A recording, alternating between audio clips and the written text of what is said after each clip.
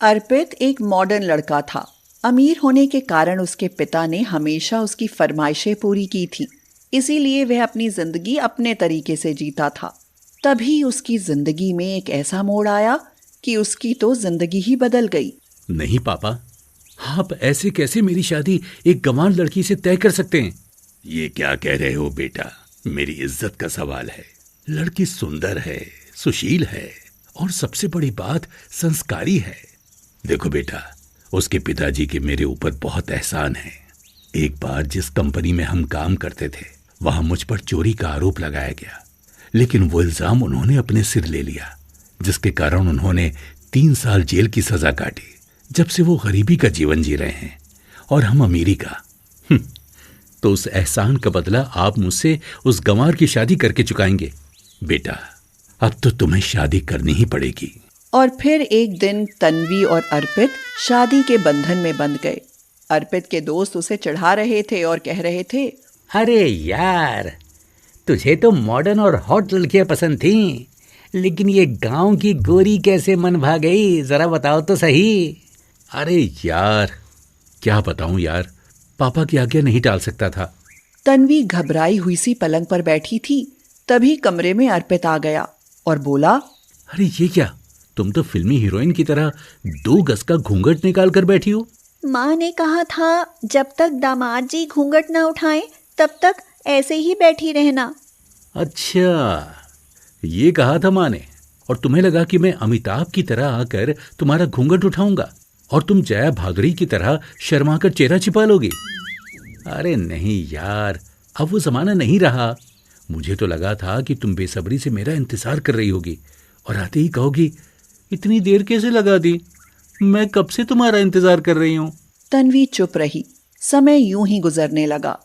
तन्वी देख रही थी कि अर्पित उससे खुश नहीं है, लेकिन पूछे भी तो कैसे, वो उससे बात ही नहीं करता था। उसका दिन ऑफिस में और रात सोने में गुजर जाती है। एक दिन गीता बोली, अर्पित, आज तुम दोनों फिल्म देखने चले जाओ। जब से शादी हुई है कहीं घूमने भी नहीं गए। तन्वी, जाओ बेटा, तैयार हो जाओ। तन्वी तैयार हो गई। उसे देखते ही अर्पित को तो गुस्सा आ गया। उसने पूछा, कहाँ जा रहे हैं हम? मम्मी जी ने ही तो कहा था कि हमें फिल्म देखने जाना है। लेकिन साड़ी पहनकर चलोगी मेरे साथ? सच, बिल्कुल गंवार हो तुम। कोई नई नवेली दुल्हन ऐसे जाती है फिल्म देखने? लगता है जैसे मंदिर में प्रसाद चढ़ाने जा रही हो। क्या तुम अपने घर से कोई जीन्स टॉप या वेस्टर्न ड्रेस लेकर नहीं आई? मैं ऐसे कपड़े नहीं पहनती जी। तो बैठो घर में आराम से, मेरे साथ कहीं जाने की जरूरत नहीं है, गंवार कहीं की। तन्वी की आंखों में आंसू आ गए। वह ग्रामीण परिवेश में पली बढ़ी लड़की थी। उसे ऐसे कपड़े पहनने के लिए उसके संस्कार इजाजत नहीं देते थे। कुछ दिनों बाद एक दिन अर्पित बोला, तन्वी, ऑफिस में पार्टी है, सब लोग कपल में आ रहे हैं, इसलिए तुम्हारा जाना जरूरी है, तैयार हो जाना। तन्वी साड़ी पहनकर तैयार हो गई। पार्टी में जाने के बाद अर्पित ने उसका परिचय अपने बॉस से कराया। मगर ये क्या, तन्वी घूंघट निकालकर उनके पैर छूने लगी। सब लोग देखते रह गए। अर्पित बिना देर किए उसे घर ले आया और चिल्लाने लगा, अब मैं इस लड़की के साथ एक दिन और नहीं रह सकता। अर्पित बेटा, आखिर हुआ क्या है? आज इसकी वजह से मेरी बहुत इंसल्ट हुई है, मुझे इससे तलाक चाहिए। आप जैसे कपड़े कहोगे मैं पहन लूंगी। मैं खुद को बदलने की कोशिश करूंगी, लेकिन मुझे घर से मत निकालो जी। करेले पर रंग करने से गुलाब जामुन नहीं बन जाता। रहोगी गंवार की गंवार ही। जा भागो यहाँ से। सुबोध और गीता के लाख रोकने के बावजूद अर्पित ने उसे घर से निकाल दिया। तन्वी रोते हुए कह रही है, अब मैं कहाँ जाऊं? गांव गई तो बदनामी होगी कि लड़की को छोड़ दिया। बाबूजी तो शर्म से मर ही जाएंगे। अरे हाँ, याद आया, मेरी सहेली काजल है, कुछ दिन उसके पास रह लेती हूँ। वैसे भी उसका ब्यूटी पार्लर है, गुजारे के लिए कुछ काम भी कर लूंगी।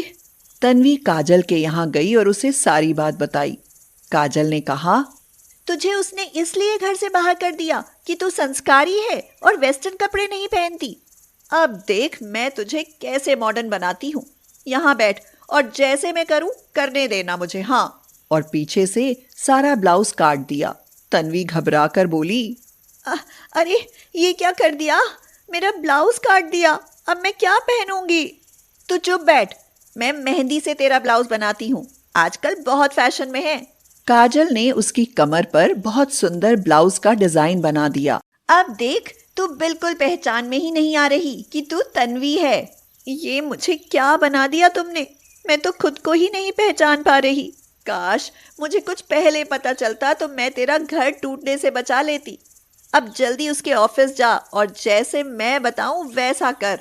तन्वी अर्पित के ऑफिस पहुंची। वहां उसे देखकर स्टाफ की तो आंखें फटी रह गई। लोग कहने लगे, अरे देखो कितनी मॉडर्न है मेहंदी ब्लाउज वाली लड़की। तन्वी अर्पित के ऑफिस में जाकर बोली, मे आई कम इन सर? अर्पित बौखलाया सा बोला, अब श्योर, व्हाई नॉट। सर, क्या मुझे आपके यहाँ जॉब मिल सकती है? कितने सही समय पर आई हो। मुझे पर्सनल सेक्रेटरी की सख्त जरूरत थी। तुम आज से क्या अभी से ज्वाइन कर सकती हो। तुम्हारा नाम पूछ सकता हूँ? मेरा नाम शनाया है। सुपर। तन्वी अंदर से बहुत खुश थी और हैरान भी कि अर्पित उसे पहचान ही नहीं पाया। आपका ड्रेसिंग सेंस बहुत अच्छा है। क्या अपनी ड्रेस किसी डिजाइनर से बनवाती हो?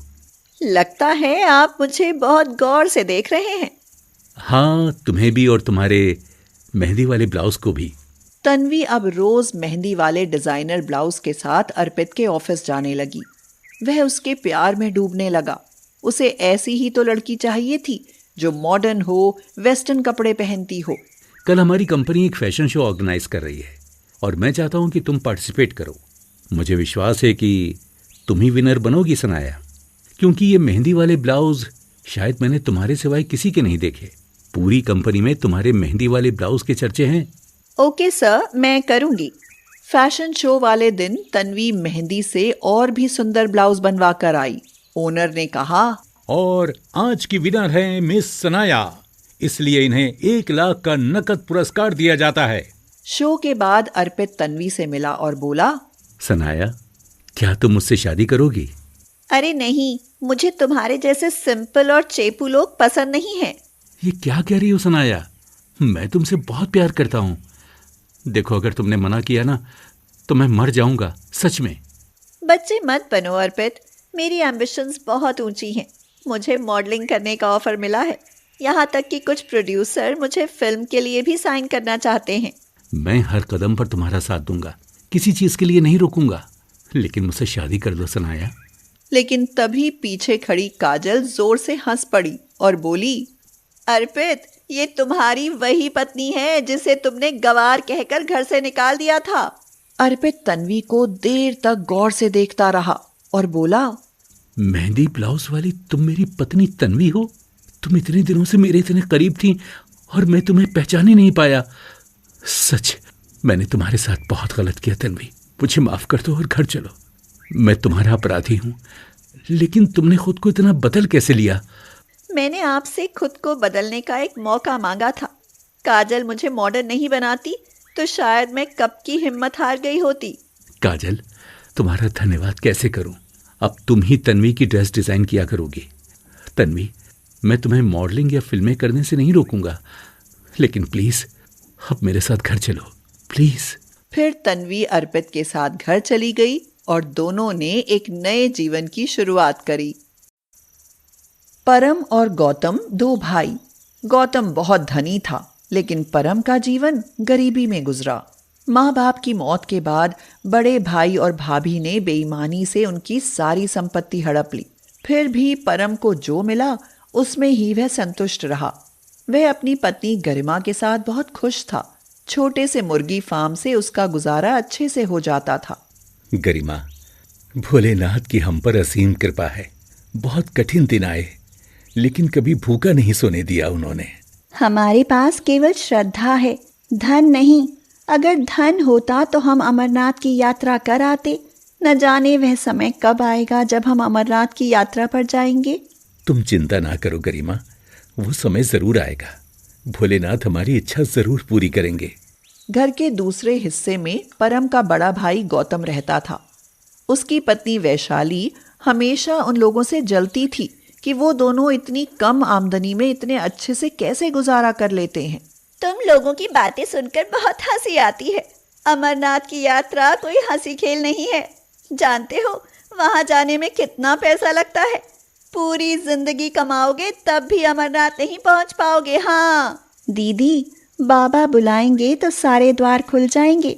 आपको कुछ कहने की जरूरत नहीं पड़ेगी और हमें विश्वास है कि एक दिन हम जरूर अमरनाथ की यात्रा पर जाएंगे। एक दिन वैशाली ने सोचा, मुर्गियों से ये लोग कितना कमा लेते हैं जो इतने ऊंचे सपने देखते हैं। इतनी कम आमदनी में भी ये लोग कभी दुखी नहीं दिखाई दिए। क्यों ना मैं इन मुर्गियों को ही मार दूं, फिर देखती हूँ कैसे करते हैं यात्रा। हाँ। एक दिन रात में जब सब सो रहे थे, वैशाली चुपके से उठी और थोड़े से अनाज में जहर मिलाकर चुपके से मुर्गियों के पास डाल आई। अब देखना दौड़े आएंगे दोनों हमारे पास मुर्गी खरीदने के लिए कर्ज मांगने। नाक न रगड़वा दी ना तो मेरा भी नाम वैशाली नहीं। हाँ। सुबह हुई तो परम रोज की ही तरह ओम नमः शिवाय करता हुआ उठा और बाहर मुर्गियों के पास आया। लेकिन ये क्या, सारी मुर्गियां मरी हुई पड़ी थी। हे भोलेनाथ, मेरी सारी मुर्गियां मर गईं। गरिमा, गरिमा देखो ये क्या हो गया, हमारी सारी मुर्गियां मर गईं। गरिमा दौड़ती हुई आई और बोली, ऐसा कैसे हो गया? रात तक तो ठीक थी। परम और गरिमा रोने लगे। सब खत्म हो चुका था। घर सूना हो गया। बहुत सारे काम खत्म हो गए। अब परम के पास कोई काम नहीं था। उन्हें दुखी देख वैशाली को बहुत खुशी होती थी। दोनों को उदास देखकर वह उनके पास आई और बोली, थोड़ा धीरज रखो देवर जी, सब भोलेनाथ की मर्जी थी। कितने अरमानों से अमरनाथ जाने का सपना देख रहे थे, देखो ना एक पल में टूट गया। शायद भोले बाबा भी नहीं चाहते कि तुम अमरनाथ जाओ। गरिमा और परम इस समय बहुत दुखी थे, इसलिए उन्होंने चुप रहना ही बेहतर समझा। कुछ दिनों बाद गरिमा ने कहा, अब ऐसे कब तक मातम मनाते रहोगे? कुछ और धंधा करो वरना भूखे मरने की नौबत आ जाएगी। क्या करूं अब, मेरे पास अब इतने पैसे भी नहीं कि और मुर्गियां खरीद लूं। जो भी पैसे हैं वो पाई पाई जोड़कर यात्रा के लिए जमा किए हैं। अगर उनसे मुर्गियां खरीद ली तो फिर यात्रा का क्या होगा? मुझे तो लगता है कि भोलेनाथ नहीं चाहते कि हम अभी बर्फानी बाबा के दर्शन के लिए जाएं। सब ठीक हो जाएगा, आप चिंता मत करो। मैं तो कहती हूँ उन्हीं पैसों से अपने खेत के टुकड़े में कुछ सब्जियां उगा लो। अगर खेती अच्छी हुई तो खूब आमदनी होगी। परम को गरिमा की ये बात बहुत बढ़िया लगी और वह यात्रा के लिए जोड़े गए पैसों से टमाटर के बीज ले आया। परम और गरिमा ने खेत में बहुत मेहनत की और टमाटर बो दिए। कुछ दिनों बाद टमाटर के पौधे उपजने लगे और कुछ ही और दिनों में उन पर फूल दिखाई देने लगे। वे दोनों अपनी मेहनत से बहुत खुश थे, लेकिन वैशाली को उनकी टमाटर की खेती देखकर फिर जलन होने लगी। एक दिन वह मौका देखकर उनके खेत में ढेर सारा नमक डाल आई। कुछ ही घंटों के बाद सारे पौधे मुरझाकर गिर गए। अगले दिन जब तक परम खेत में आया, टमाटर की सारी फसल मर चुकी थी। अरे ये क्या हो गया मेरी फसल को, सारे पौधे मर गए। हे भोलेनाथ, मैंने क्या बिगाड़ा है किसी का, सारी फसल मर गई। अब तो मेरे पास पैसे भी नहीं बचे कि दूसरी फसल बो सकूं। परम घर पहुंचा तो उसे उदास देखकर गरिमा ने पूछा, इतने उदास क्यों लग रहे हो? गरिमा, कुछ नहीं बचा, सब बर्बाद हो गया, हमारी फसल खराब हो गई। क्या? भोलेनाथ हमारी कितनी बड़ी परीक्षा ले रहे हैं। सोचा था मुर्गियों से नहीं तो टमाटर की खेती से ही अच्छी आमदनी हो जाएगी और अमरनाथ की यात्रा कराएंगे, लेकिन अब तो सारे रास्ते बंद हो गए।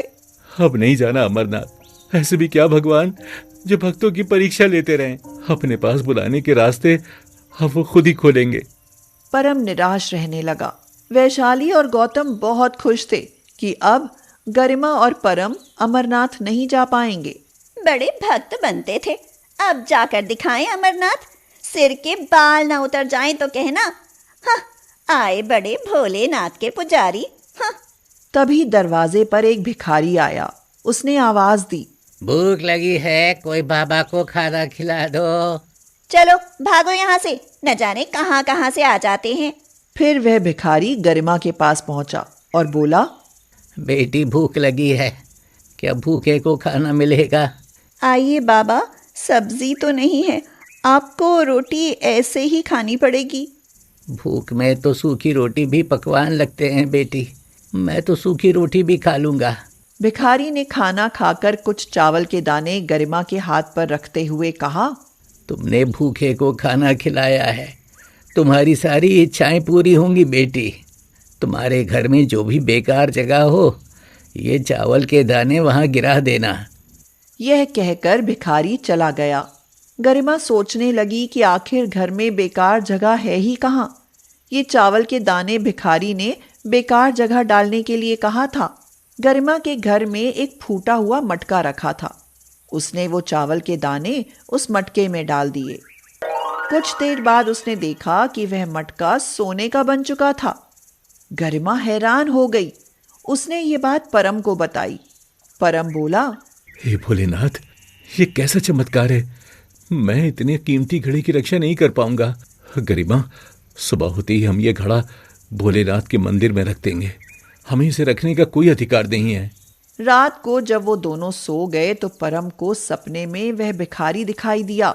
वह कह रहा था, तुम दोनों बहुत ही दयालु हो, तुमने पूरे जीवन मेरी सेवा की है, इसलिए मैंने तुम्हें सोने का कलश दिया है। तुम लोग जब जब इस घड़े में हाथ डालोगे तुम्हें सोने की मुद्राएं मिलेंगी, लेकिन तुम इसे किसी के हाथ में मत सौंपना, नहीं तो अनर्थ हो जाएगा। सब लोग तुम्हारी तरह ईमानदार नहीं होते। इन्हीं मुद्रा से अमरनाथ यात्रा करने जाओ और ये कलश वहीं छोड़ देना। वहाँ पहुँचने के बाद ये फिर मिट्टी का बन जाएगा। ये सब सुनते ही गरिमा और परम की आंख खुल गई। बाहर देखा तो सवेरा हो चुका था। वो समझ गए कि साक्षात भोलेनाथ ने उन्हें सपने में दर्शन दिए हैं। बाहर जाकर देखा तो उनके फार्म में फिर से बहुत सारी मुर्गियां घूम रही थी। खेत पर जाकर देखा तो खेत में टमाटर के पेड़ टमाटर से लदे पड़े थे। वो खेत पर से घर आए तो वैशाली के रोने की आवाज आई। वहां जाकर देखा तो वैशाली के पैरों में लकवा मार गया था। तुम दोनों मुझे माफ कर दो, मुझसे बहुत बड़ी गलती हो गई। तुम्हारी मुर्गी और खेत सब नष्ट कर दिए मैंने, केवल इसलिए कि तुम दोनों अमरनाथ की यात्रा पर ना जा सको। सुबह मुझे सपने में साक्षात भोलेनाथ ने दर्शन दिए और मुझे ये सजा दे गए। दीदी, आप जल्दी अच्छी हो जाओगी। हाँ, ऐसी कोई शिकायत नहीं है। भोलेनाथ ने हमें फिर से हमारा सब कुछ लौटा दिया है। हमने आपको माफ़ किया। कल हम अमरनाथ यात्रा पर जा रहे हैं। मुझे विश्वास है कि वहाँ के प्रसाद से तुम बिल्कुल ठीक हो जाओगी। अगले दिन वो सोने की कलश लेकर अमरनाथ की यात्रा पर निकल गए। एक गरीब की ईमानदारी, दयालु और भक्तिभाव से उसकी अमरनाथ यात्रा सफल हुई। वापस आकर उन्होंने वैशाली को प्रसाद दिया, जिसके खाने से वह भी बिल्कुल ठीक हो गई।